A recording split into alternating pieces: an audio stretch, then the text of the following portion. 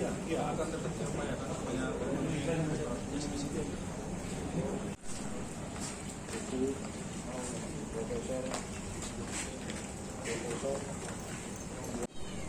Malam ini saya baru saja bertemu dengan keluarga dari Dedi dan Reza terkait proses penanganan tindak pidana penganiayaan yang terjadi dan ditangani oleh Polsek Sunggal, ya, Polsek Sunggal.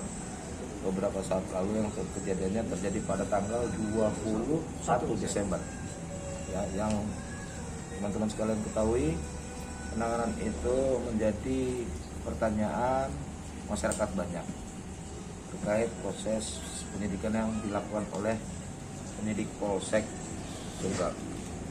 Untuk mengetahui proses penanganannya, saya sudah mendengar penjelasan paparan dari penyidik, termasuk malam ini saya mendengarkan penjelasan dari ahli. Pendapatnya terkait dengan fakta-fakta yang sudah disampaikan oleh penyidik dari aspek hukum. Dan tentunya saya bekerja, teman-teman sekalian, penyidik tidak bekerja hanya berbicara ajas kepastian hukum, tetapi ajas kemanfaatannya. Ajas kemanfaatan untuk siapa? Untuk semua pihak tentunya. Karena di sini ada korban, orang yang meninggal, pihak yang meninggal, dan ada pihak yang diduga melakukan penganiayaan tersebut. Maka dua pihak harus saya dengar sebagai penyidik. Makanya saya dengarkan, saya undang kedua belah pihak dari keluarganya masing-masing dan mendengarkan apa tanggapan mereka. Saya perlu sampaikan dari apa yang sudah saya dengar. Yang pertama, proses hukum berjalan dengan baik dan benar. Bahwa tersangka saat ini sudah ditetapkan, kemudian tidak dilakukan penahanan. Teman-teman, itu bagian kewenangan dari tanggung jawab penyidik. Bukan berarti kalau tidak ditahan, prosesnya tidak dijalankan. Tapi masih tetap berjalan semuanya. Karena ada alasan subjektif dari penyidik. Yang kedua, juga teman-teman sekalian, saudara Dedi sebagai tersangka, tapi penyidik punya tanggung jawab dan saya sudah perintahkan untuk 3 pelaku lainnya yang membegal itu harus segera ditangkap. Mohon doanya mudah-mudahan itu bisa segera tertangkap dan membuat semakin jelas perkara ini. Demikian teman-teman sekalian, ya. Terima kasih. Ya.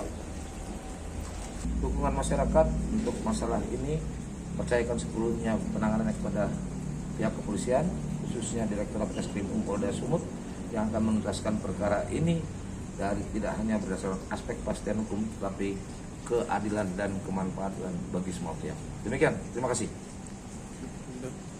Tadi kita sudah melakukan gelar perkara ya berkaitan dengan fakta-fakta yang digambarkan oleh penyidik. Kemudian kami dari ahli menganalisis berkaitan dengan fakta itu. Tadi benar apa yang dikatakan oleh Pak Kapolda Sumatera Utara. Pertama, di dalam hukum itu kita tidak hanya berorientasi kepada apa yang dinamakan dengan kepastian hukum, ya, tetapi tujuan pidana itu adalah melakukan restorasi, artinya perbaikan, bagaimana antara para pihak ini dan lain sebagainya untuk dapat diselesaikan secara musyawarah dan mufakat, dan tidak menutup kemungkinan dilakukannya juga proses penegakan hukum dalam hal berkaitan dengan berkaitan dengan apabila tidak dilaksanakan mekanisme secara restorasi. Jadi di dalam hukum itu tidak hanya berorientasi kepada kepastian hukum, tetapi ada dimensi apa yang dinamakan dengan keadilan dan kemanfaatan hukum itu sendiri di dalam proses penegakan hukum. Jadi langkah-langkah yang dilakukan oleh Polda Sumatera Utara dalam hal proses penyidikan dan sebagainya ini berorientasi bagaimana melakukan restorasi, perbaikan, dan juga telah hadir didengar langsung korban maupun juga pelaku, dan juga ada juga pelaku sebagai korban dalam kejahatan ini. Jadi dimensi dalam hukum pidana itu kita akan melakukan proses yang dilakukan ini sesuai dengan mekanisme hukum yang ada. Mungkin itu. Artinya kalau restorasi ini antara kedua belah pihak ini, kasus ini bisa berakhir ya Pak? Ya, itu tadi berorientasi kepada kemanfaatan. Nah, jadi hukum pidana bukan hanya kepastian hukum, karena kepastian hukum nanti menimbulkan dendam dan lain sebagainya, kan begitu ya. Karena di dalam hukum itu kan kita dasarkan kepada sistem pembuktian yang ada. Jadi langkah-langkah yang dilakukan oleh Polda Sumatera Utara untuk mengambil alih berkaitan dengan penerapan kemanfaatan dan keadilan itu bagi semua pihak itu langkah tepat di dalam proses penegakan hukum pidana.